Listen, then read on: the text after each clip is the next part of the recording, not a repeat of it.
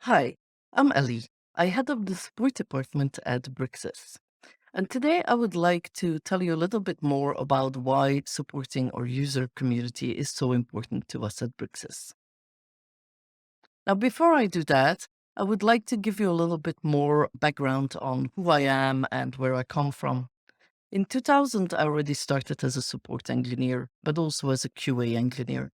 Now, that's an interesting combination because actually you get to help customers see what their problems is, what features they struggle with, and then you also get to see the inside of the product and really understand why certain problems are there or why certain features are not that easy to use. Now, after that, I became the head of support in that company and continued along those lines until the year 2010, when I became the head of the product marketing and product management team. Now, that's also very interesting as a journey because you actually get to do something about the problems that customers sometimes hit. You actually get to improve features and make them easier to use. And I continued on my journey, which led me then to Bricsys, where I've now been almost 3 years as the head of customer support globally, and where I've been working with a great team with a lot of smart people that I'll tell you more about in a minute. Now, before I start talking about how we handle support at Bricsys and how we actually try to address things a little bit differently, I wanted to touch upon our guiding principles. These have already been explained by Kathy in the keynotes, but I also want to show you a little bit how these apply to support as well.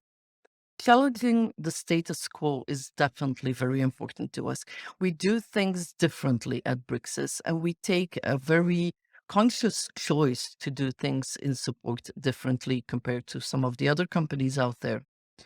We also want to make our product very intuitive to use, to learn, and to adopt, but supporting you with that as well by creating learning materials, by making sure we have the best documentation possible, and by just making sure we are there to answer any questions you might have.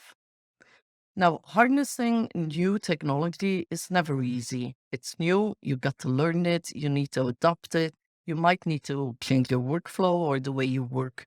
And we also want to be there to support you through that journey. Interoperability and openness has always been very important to us. Being able to import certain file types, being able to export certain file types is something we also very much focus on. Now, to get a little bit more into how we handle support, I wanted to just first stand still and take a moment to think about what our worst customer experience has been. What has been your worst customer experience is my question. And why was it so bad? Now, I'll tell you a little story about one of my worst customer experiences. At one point in time, I had a PDF file, and the viewer that I was opening it into didn't draw the whole PDF file, which was strange because there were just objects missing in the PDF file. So I thought, okay, let me investigate this and let me report this to the vendor of that viewer so that they actually get a chance to fix it. So I contacted the support department, and being in support, I know what is very important to actually know about.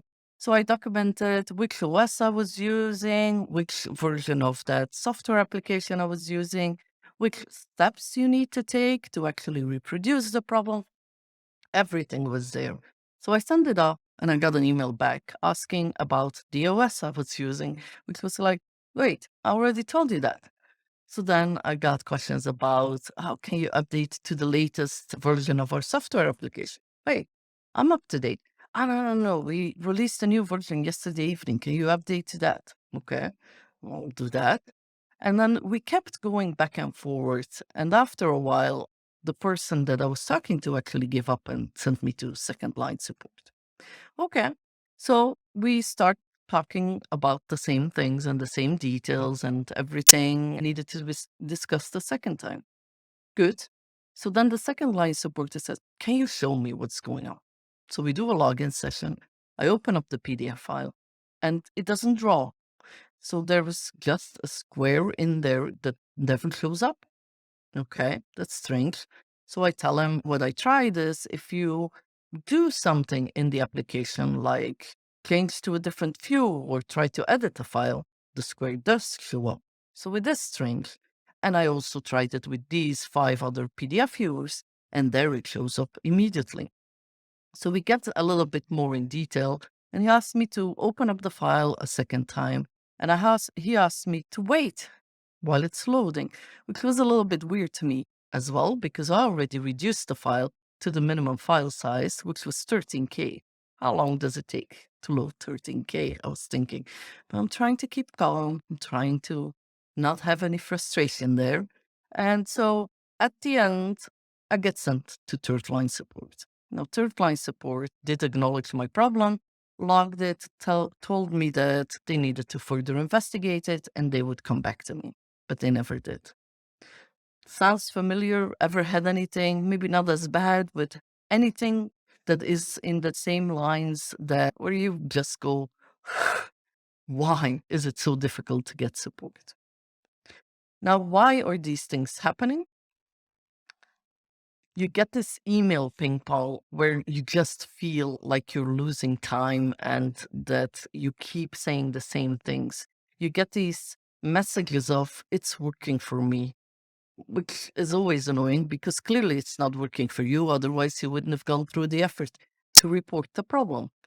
Try these basic steps. Ever have been like, I had to restart the application so many times, open the file so many times. It almost felt like, is your computer plugged in? Lost in translation. Actually, the first person I spoke to was very limited in English skills, which made it very hard for me to explain what my problem was. Needing to repeatedly explain, clearly first line, second line, third line, and I went like, guys, don't you just record what I already explained to you and then give that to the next person in line? Clearly that wasn't the case. Impolite stuff, the second line support person at one point actually raised their voice and got annoyed with the fact that I was saying there is a problem and he couldn't really identify the problem. And then at the end, failure to follow up, and I still didn't have a solution. Now, none of us had at any moment in time when I was telling you about this story, the reflection that, yeah, that's okay. Everybody does want to get help, real help, and not time consuming help, but efficient help. So if everybody agrees that you need to give help to your customers the way you want to be helped yourself, why are these companies sometimes failing in support? Now, I have a theory about that. I think a lot of companies see their support department as a cost center. Now, if support is a cost center and it's only that, it's something you've got to do, you've got to spend money on, but it never really makes a difference. It just is a hurdle you need to take in order to not lose sales. Then you try to limit the amount of investment you do in that support department. And you will continue to put all of your major investment in the product, which means there will always be a disconnect between those two areas. Support is this cost center where you want to make it as small as possible as a cost, while development is what generates the money and you want to invest as much as possible there.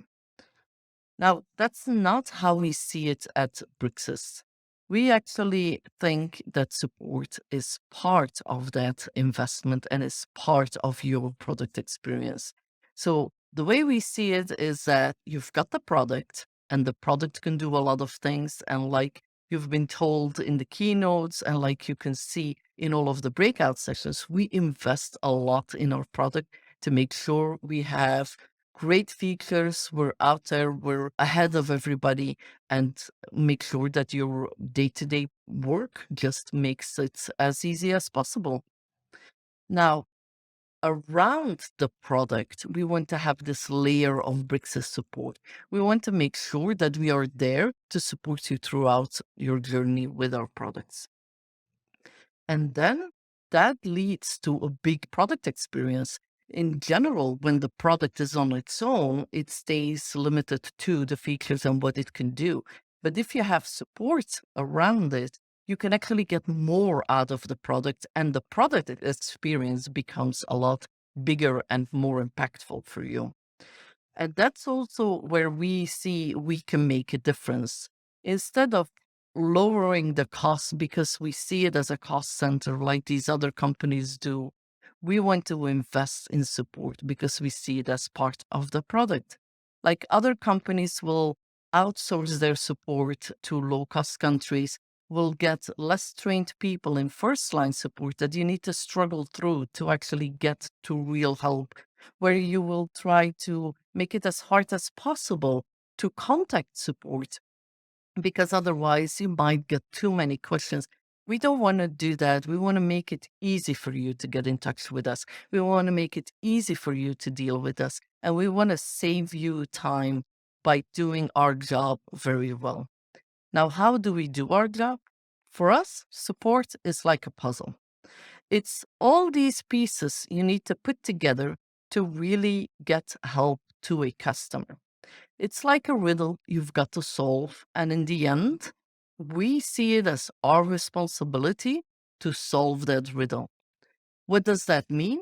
We will not divide things into first line support, second line support, third line support. We will have you, of course, get in contact with the reseller first because they know your situation the best. But after that, you arrive at Bricsys immediately in a queue where the most suited person will pick up your ticket. You will not have to deal with a person that's just a newly hired person first and maybe not get a solution before you get moved to the next one. No, we make sure the most suited person is actually picking up your ticket. And we have new people on board, of course, as well. But then we actually work together with an expert to make sure that they can help you the way you want to be helped. We feel it's our obligation to gather all information. Don't ask what you already know. Don't try to ping pong the email back by asking things that you might be able to find out on yourself.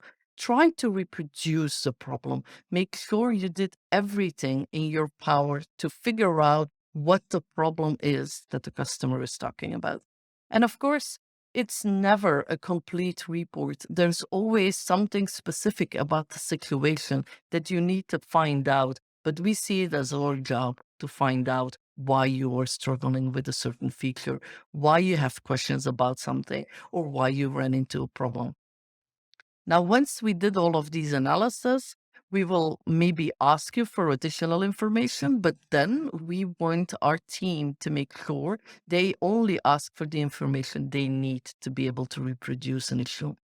And then we will also do a lot of analysis and reduce whatever scenario we saw to the absolute minimum. And the reason there is because we want to make it as efficient as possible for development to fix it. If development can fix it more efficiently, you will get a solution or an extra feature more quickly. So there, for us, it is definitely a big part of our job to prepare things for development to see that we get the maximum amount of improvements in our next version of the product.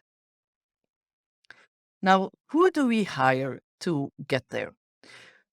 Our team exists out of people like our customers. We hire specialists, we hire engineer architects. We hire people that know CAD and that know how to deal with CAD. We hire people that know about cloud applications. We hire people that know about network and licensing and things like that. So we want to make sure we have people in the team that know what you're trying to do, that know what it is like to have to print a drawing or a design, or that have to meet a deadline and are really stuck with trying to get something exported out of the application. So meet our team here. And I must say, I'm very proud to have these people as part of my team. And I'm sure you have already spoken or emailed with some of them and might still have a lot of interaction with them in the future. Now, except for this human touch, We do also have a number of channels where you can help yourself. We want to be there for you. We want to have that human touch, but we also want to make sure that you have all of the resources available for you. We have a very extensive set of documentation in our help center. Our help center is reachable on help.bricsys.com. And there you can find approximately, I think we're around 5,000 pages of documentation. So there is a lot of information already there at your help. Next to that, we also have a knowledge base. The knowledge base keeps growing every day. Whenever we get questions multiple times from our customers, we do add to our knowledge base. So also have a check there. Maybe we already have the answer to your question in our knowledge base. We have a forum, and there the community part is again very strongly present. We want to bring our customers together. Not only do we try to hire very expert and very strong people in our support team, but there's so much knowledge out there. If you put all of the knowledge of all of our customers together, that's massive. So if you could just go to the forum and ask a question and get peers to answer your question that might have already experienced the same problem, then that's even more powerful. And next to that, we continue to develop courses, e-learning materials in our learning center, also reachable through our help center. So why does Bricsys focus on customer support? Now, there's lots of stats out there that show that focusing on customer support can bring you a lot of financial performance. For example, Forbes says that companies that lead in customer experience outperform laggards by nearly 80%.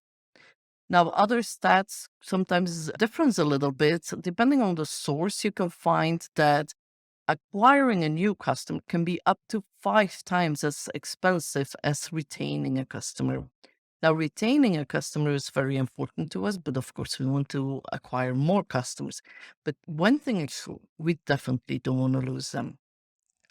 Now, Frederick Reinhold, who created the NPS score mechanism, he stated that an increase of 5% in customer retention can result in 25 to 95 increase in profit.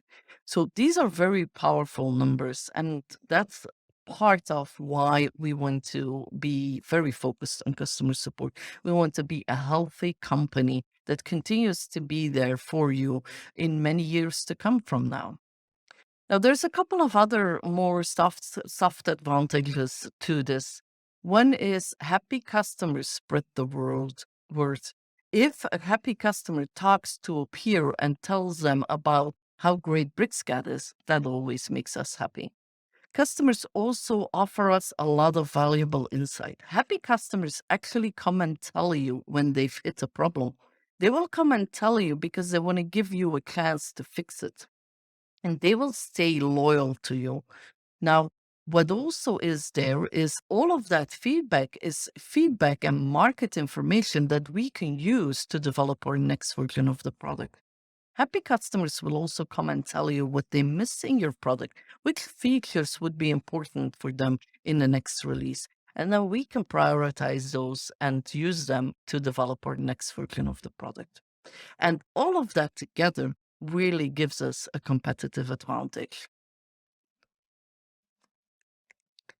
Now, what is in it for you? We do offer a maintenance contract. And if you subscribe to our maintenance contract, you get a number of benefits. It's really about you subscribing to our support and supporting us to be able to support you in the way we have so far. You get upgrades as part of the maintenance contract next to the updates. You also get fast priority support. Now, what does that mean? We actually try to get a first reply to you within 48 hours. And for crucial issues, for licensing issues, installation, we do try to be way faster than 48 hours. Now, people on a maintenance contract, they also get expert assistance and this human experience that I've been talking about.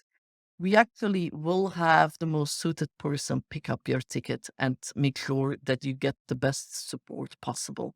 And these people that know this part of the product in and out, they will know what you are talking about, even if you don't give us all the details.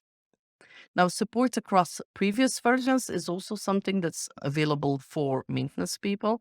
If you're not on maintenance, we will support you on the last version. But if you are on maintenance, you can upgrade whenever you want, and we will support you on the three last major versions available.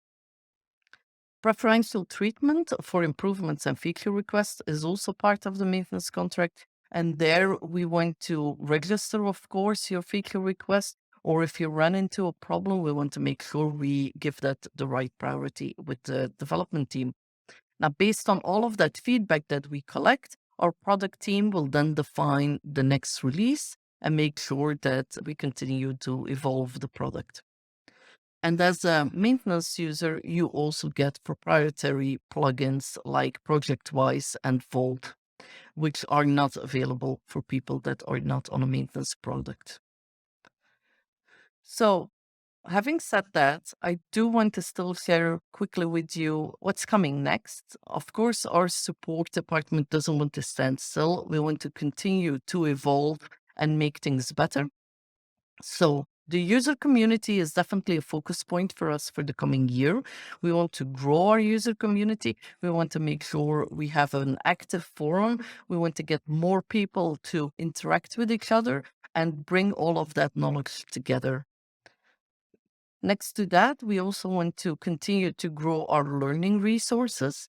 We will, of course, continue to update our documentation, make sure that we are there for support for you, but also have more learning materials available on our help center. And third but not last is we also want to improve some of our systems and processes to continue to bring better support for you. Now, that actually is the end of my presentation. I think in total or in summary, we could say we are there to build better. So I have one final request for you. Please continue to tell us what you need, what's not working for you, which features you like, which features you're missing, what problems you run into, what challenges you have, how we can make the product easier to use, because we want to build better. And it is our key goal to really make sure we continue to build better products, better services, and be there. And your feedback is very important in that. So let me immediately ask you for your feedback. We have a QR code ready here for you.